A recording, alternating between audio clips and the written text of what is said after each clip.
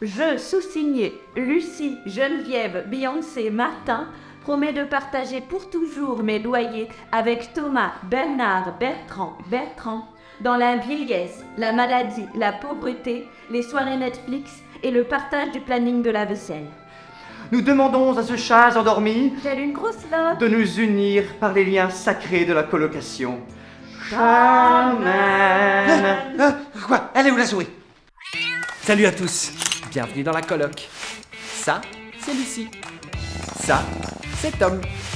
Et ça, c'est moi. Et vous me verrez comme ça. Je m'appelle Ed parce qu'on a tous besoin d'aide.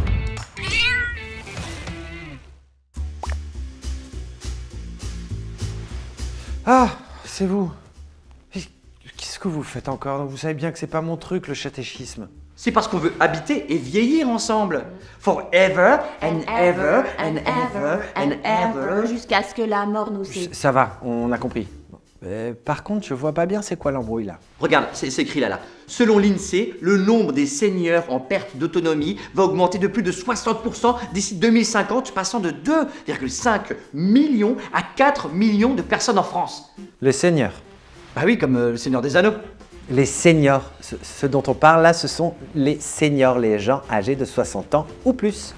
Bon bah tant pis. Bon, en tout cas pour eux, rester chez soi, c'est une préoccupation majeure, tant pour des raisons affectives que financières. Et nous, c'est carrément notre ambition, rester à la maison, vieillir ensemble, parce que c'est moins cher et c'est moins seul. Et oui, les seniors sont de plus en plus nombreux à cause de l'allongement de la durée de vie. Ah ouais, nous, on n'a absolument pas envie de vivre chacun dans son coin comme un ver solitaire. Tu m'étonnes, le vieillissement à domicile est synonyme de mort sociale. Et d'ailleurs, on en avait déjà parlé dans l'épisode 9. L'adaptation de la société au vieillissement passe donc par la vie en groupe. Il est alors nécessaire de réinventer et de développer des modèles d'hébergement alternatifs. Des hébergements alternatifs? Genre des squats? Eh ben on n'est pas des punks à chat, hein. Nous, on voudrait juste pouvoir s'entraider si l'un d'entre nous tombe malade ou qu'il a la flemme de faire à manger. C'est vrai que dans votre cas, être à deux, c'est nécessaire. En cas de perte d'autonomie, les modes d'hébergement alternatifs permettent de retrouver une vie sociale, nécessaire à l'équilibre mental et cognitif.